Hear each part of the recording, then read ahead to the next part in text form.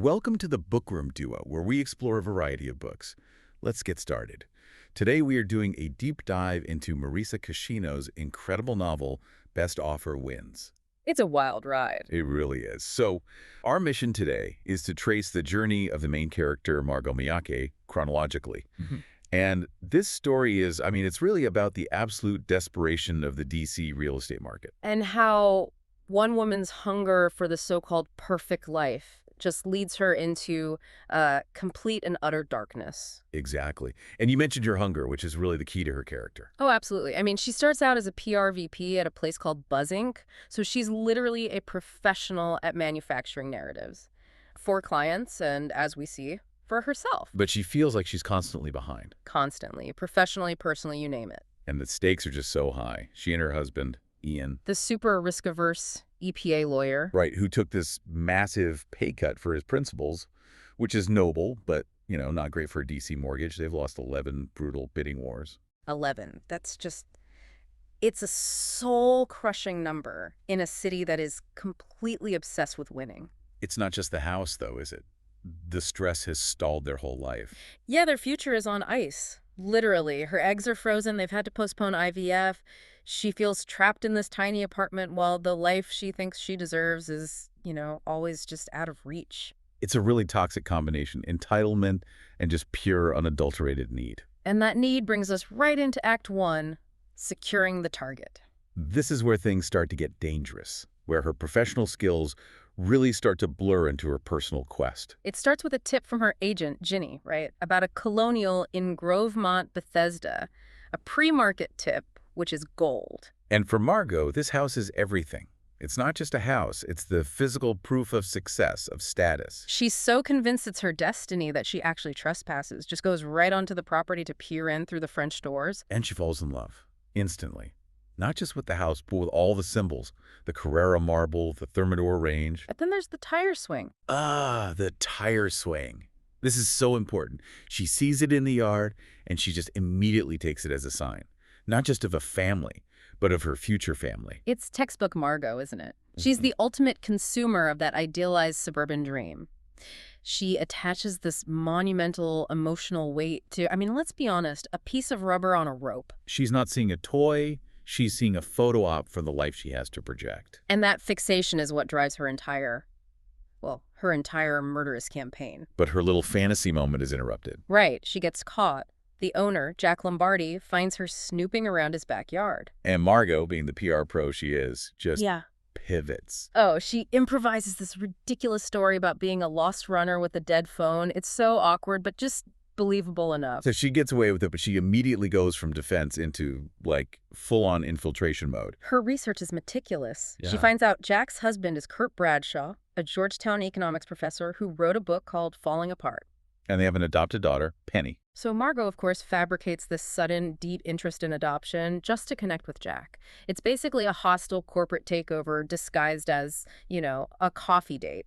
Which leads to one of the most cringeworthy scenes in the entire book. Oh, the hot yoga class. The hot yoga class.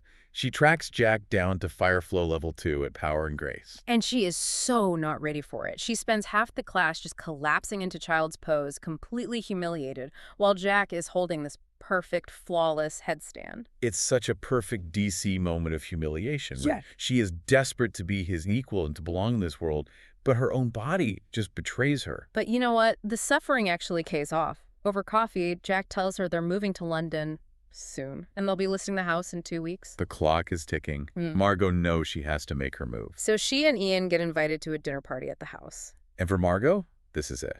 She walks in and immediately feels that the house is built to last, just like Ian's parents' home. It symbolizes stability, approval, everything she wants. Then she sees Penny's room, the master closet.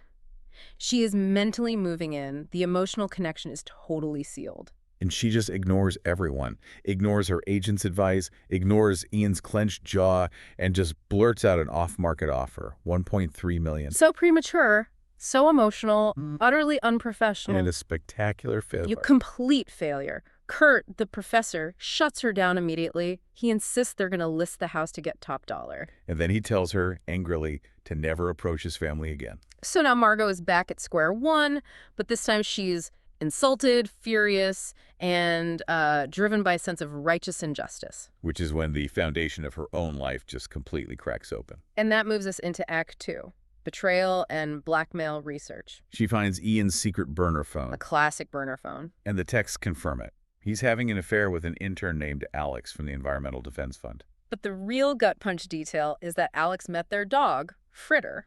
who actually belongs to their neighbor, Natalie. It's all connected. Yeah. Ian confesses, but he does it so weakly, he just dismisses Alex as nothing to him. And this is the turning point, isn't it? This is what puts Margot on the path to, well, homicide. Absolutely. Ian's betrayal completely shifts her perspective. The house is no longer just a status symbol, it's the last remaining life raft. She decides that if her marriage is a sham, she has to secure the house by any means necessary before Ian grows a conscience and leaves her. So blackmail is the only way. She has to get that house off market now. Okay, so let's unpack this.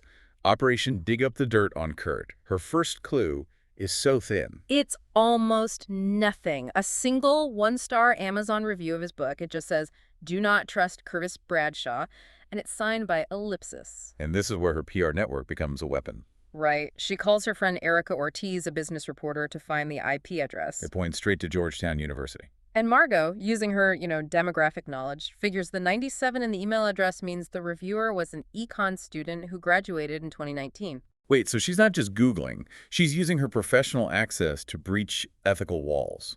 This is her corporate expertise bleeding right into her criminal obsession. Exactly. She starts cold calling old students, and that relentless hunt leads her to a woman named Chloe Nelson. And Chloe reveals that Kurt's star student, Dottie Ross, disappeared back in 2019. And Margot cracks the code. Ellipsis. It stands for Dottie. So she has a name. But how does she find a missing person who now goes by Lily? He uses those high-level reporting tools again. Erica runs Dottie's name on LexisNexis, a super powerful database, and gets a hit. A recent address tied to a minor traffic violation in Berkeley Springs, West Virginia. The address is for an antique shop, Hidden City Antiques. Margot just drives out there, and sure enough, there's Dottie, now going by Lily, working at the store. And the confession is the perfect blackmail material. Dottie confirms Kurt plagiarized her sophomore paper. Word for word, pretty much. Yeah. He used her supply chain analysis, the part following a Wayfair dining table, for the entire first chapter of his book. But there's a crucial detail that gives Margot all the leverage. Kurt's wealthy father, Curtis Sr., was involved. He wired Dottie $50,000 plus her student loans to buy her silence. So it's not just academic fraud. It's a multi-generational family cover-up. Perfect. Margot moves fast. She confronts Kurt in his Georgetown office, claims she has the paper, the wire transfer receipts, everything. And she demands the house for the same $1.3 million he rejected before. And Kurt, terrified of professional ruin, he agrees. Instantly. But then Margot gets what you could call the ultimate accelerant. Yeah. She finds an old first response test, and she's pregnant. The stakes just went from high to astronomical. She cannot raise this baby in their tiny prison apartment. The house is now a non-negotiable bunker for her new family. This moves us into Act 3. Margot knows the blackmail on Kurt is just temporary. To secure the house permanently, she needs to eliminate all the competition. And make the house completely toxic to everyone but her. It's a cold, calculated act of market sabotage based on her memory of the unsellable D.C. murder mansion. It's chilling. She connects Ian's intern, Alex, to her neighbor, Natalie, through the dog, and Natalie's very recognizable red Volkswagen. And she decides to murder Alex and frame Natalie in one clean, deadly move. I mean, the escalation is terrifying. It's fueled by this absolute fear of losing that perfect life she's manufactured in her head. So she goes to Alex's apartment on Capitol Hill. She uses a pillow to murder her, quickly. And then meticulously plants the evidence to frame Natalie, discarded underwear, a clump of Natalie's distinctive platinum hair, a toothbrush. She even steals Ian's second burner phone, which Alex had, and then packs the body into a large black suitcase. The detail is incredible. She's using her PR mind to craft a perfect narrative for the police before the crime is even discovered. And the body drop is calculated for maximum immediate impact on the sale. It is. She borrows Natalie's red VW hatchback, drives the suitcase to Grovemont. And she knows about the house's faulty Dutch door to the basement, a detail she got from Penny. She sneaks the body inside and props the door open with a dumbbell. She wants that body found immediately to make the house radioactive on the market. And terrifyingly, the plan works. Flawlessly. Which brings us to Act 4, the win. News breaks instantly. Body recovered from Grovemont home. It goes viral. Hashtag Bethesda basement body. The house is immediately toxic. 5 competing bidders pull their offers. The market for that specific house has been wiped clean. But Margot tells her agent, Derek, that they're staying in the mix. She's maneuvering in the toxic chaos she created herself. But then there's a snag. The police hold a press conference. And they show surveillance footage of a red VW hatchback. At the Grovemont house and at Alex's apartment, the car is identifiable. So Margot executes her final, most cold-blooded move, the marriage negotiation. She confronts Ian. She reveals she's pregnant, and she reveals the murder in explicit detail. She's effectively blackmailing her own husband. Yeah, she makes it crystal clear. If you leave me, I will turn you in for the affair. Your EPA career, your reputation with your parents, all gone. And Ian, just weak and defeated, agrees. He'll stay. He'll buy the house. Margot has secured her partner under duress. With the competition gone and the owners desperate, Margot tells Derek to raise their offer slightly to $1.35 million, still non-contingent. And Jack and Kurt, terrified, just won out. They accept immediately. They flee to London and never set foot in that house again. And Margot's PR narrative works perfectly. The police trace the VW to Natalie. She's arrested. The media runs with the story. A jealous Natalie, Ian's supposed mistress, who also wanted the house, killed Alex in a hookup gone wrong. And Margot sells it to the police with these tearful, completely fake details about Natalie's desperation. So the book ends with Margot and Ian moving in, and Ian, maybe out of remorse or just terror, throws himself into finishing the basement, trying to make it look different. To scrub the memory of the body. Exactly. Margot is protected from being fired because she's pregnant. She has it all. Perfect house, perfect baby on the way. But that final moment is so chilling.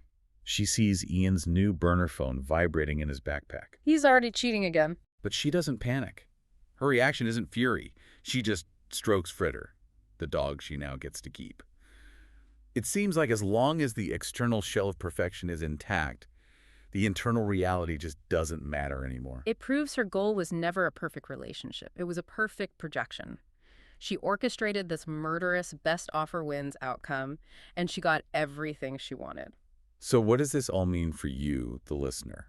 Margot's obsession with that tire swing at the beginning, that symbol she coveted. She realizes it wasn't the neighbor's swing from her childhood she was chasing. It was the one at this house. It was waiting for her all along. So does knowing that she got exactly what she wanted, the house, the baby, the dog, does that make her actions justified in the warped logic of the book? Or is she now just a prisoner of the perfect life she built on murder? That's the thought we want to leave you with. Achieving the dream doesn't mean you get to escape the nightmare of how you got there. Thanks for joining us. Subscribe for more bookish adventures and hit that like button if you enjoyed the ride. Don't forget to share the knowledge, spread the word.